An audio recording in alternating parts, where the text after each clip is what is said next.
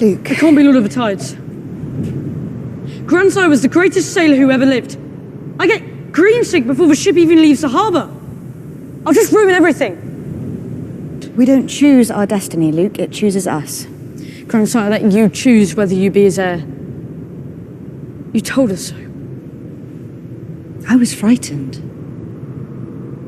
I was 4 and 10, same as you are now. I wasn't ready to be Queen of the Seven Kingdoms. But it was my duty. And in time, I came to understand I had to earn my inheritance.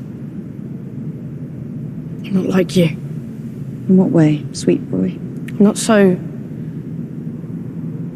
perfect.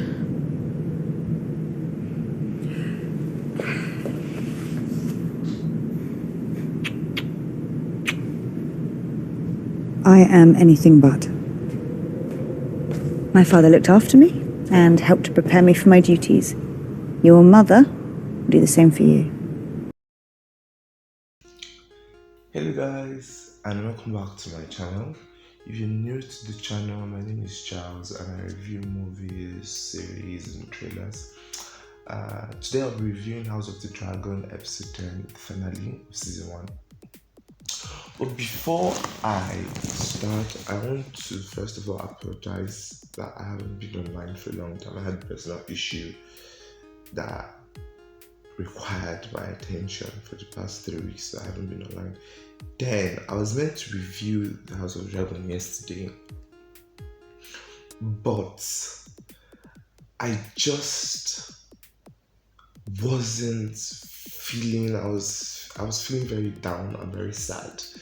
And the reason why I was feeling very down and very sad, spoilers, was because of Luke's death.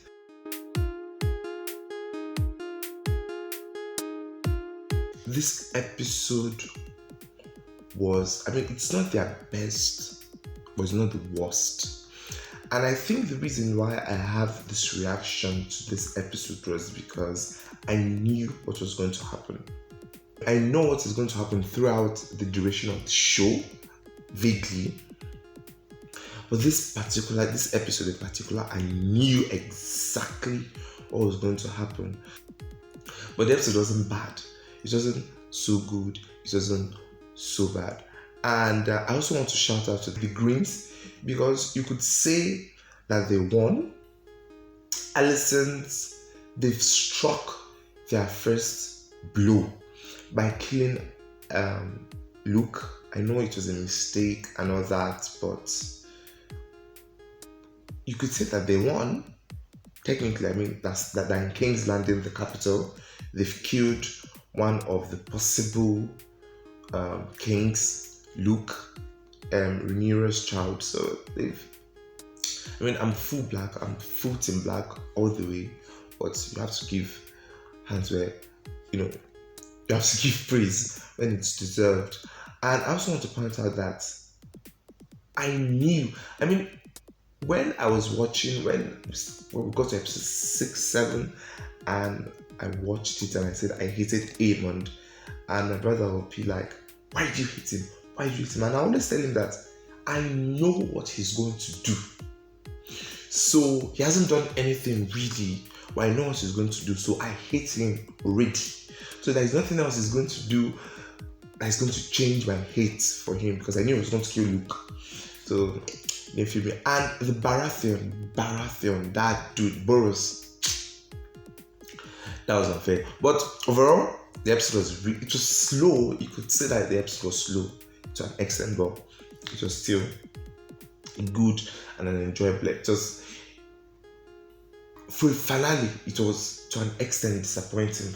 But the good thing, and someone pointed it out, was that unlike what they did to Dany in Game of Thrones, that they just rushed her madness, you could see Rhaenyra becoming mad. And when she does the messed up things she will do, because she will commit war crimes, numerous of war crimes she do messed up things. When she does those things, we the viewers can finally understand where she's coming from, because realize that from the beginning of the season, she has been very kind, she has been very nice, even though she has been betrayed over and over and over again. But what broke her finally is her father is dead, her mother is dead, she just had a miscarriage, and the Greens have struck an irreparable damage by killing Luke. And don't forget, her lover is dead. Don't forget, she loved Harwin Strong. She really loved him. So they've crossed a line. They've pushed her so much that she's ready to cross a line that she never wanted to, or she said, I think she almost said the same phrase Danny said, I don't want to rule ashes and bones. But you have dragons. I mean, you have literal killing machines, and they push that over the. I love that. I really love that. They actually, when she becomes an anti-hero, we the viewers can understand where she's coming from being an anti-hero. That's what I enjoyed about this thing. I also love the fact that they brought a throwback to when Viserys said that Targaryens don't control the dragons. Like, let's just be sincere. Dragons are animals. As much control as you think you have on your pets, on your dog or your cat, you don't really control them that much. There will come a time when their animal instincts will kick in, especially when they're provoked or when they're hungry. No matter how much control you think you have, they're still animals. And I think the only person that's ever understood that is Viserys.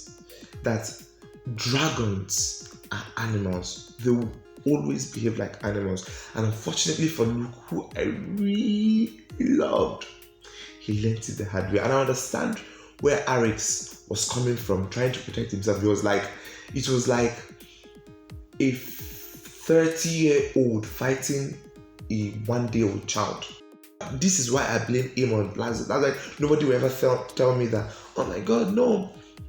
What Aemond did, he didn't try to hurt him. For crying out loud, you have the biggest dragon in Westeros, and you are using it to chase a child. Like, that's just because of your eye, man. That guy can just seriously. Anyway, I digress. The episode was good. It was a really enjoyable episode. Not necessarily their best, but it was good. And if you know what is coming, I mean, if you know what's going to happen next, I think you'll be a little more hyped about it.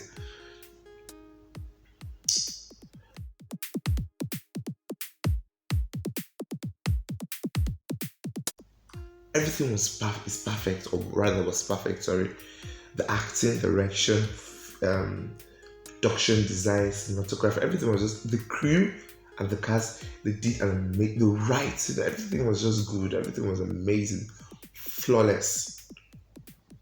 But I can't really pinpoint a particular part because everything was just so good. I loved almost everything. I loved a lot of things. It's very hard for me to find out something I did not like, apart from the characters. I like that Daemon sang in Valyrian, so that big ass dragon, his grandfather's dragon, like that.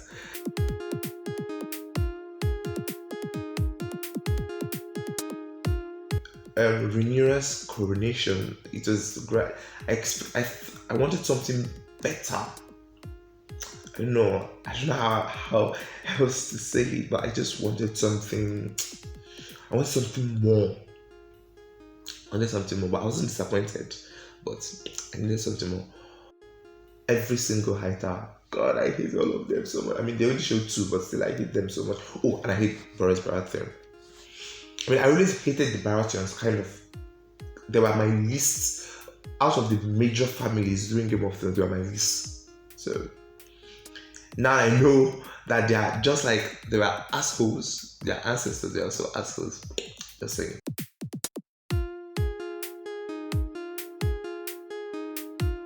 Enjoyable episode. Perfect. Almost perfect. And it was very emotional for me because I really like Rhaenyra's kids. I like all of them. And watching Luke die, and he's the kindest, the softest, more or less. And watching him die horribly, it was. And when you are expecting something bad, and when that something bad happens, it's not as bad as you thought it was going to be, but you still feel bad. And thank God they didn't make Aemond a psychopath, because in the books he wanted to kill him. But here I love the fact that they made him more nuanced. He couldn't control Vega, so I understand that. And that Vega, I know is what I want to use. And but that's my final thoughts on the episode. And I would just like to add, since this is the series finale, my final thoughts on the entire season was that this season was so good. This is peak Game of Thrones of season 1, 2, 3, 4, and I love the fact that you can watch it without even watching never having watched Game of Thrones. That's the good thing about it. I mean, it's really the timescapes for those that don't really understand what's going on was jarring, but that's the end. I don't think there will be any other time skips. So, but it was an almost perfect season, a wonderful and enjoyable season. I've been thinking, what am I going to be doing on Sundays and Mondays, because House of the Dragon is gone, She-Hulk is gone, lots of releases is gone. But I had White Lotus is coming out, so I guess I'll review that when the time comes.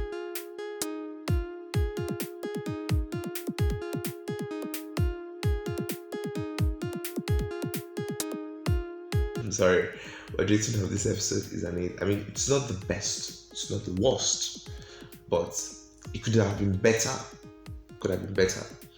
And so the rating is an 8. I just have to give it to him. He's the best boy, and he died. And this is probably his only chance to ever get it. So I give it to him. So Luke is the character of the episode. I'm sorry, even though the episode is named The Black Queen, it's Luke. I also want to add the character for the season. And the character for the season is Daemon. He owned every scene. He was almost either the character of of each episode or the runner-up. So give it to him. I really want to thank the people that reached out and that are still subscribed. I really appreciate it. And please, if you watch the video and you haven't subscribed, please subscribe, turn on the notification bell, leave a thumbs up, and I'll be more regular now. I'm okay now. And I hope you have a wonderful day or night, and I'll see you guys on the next one.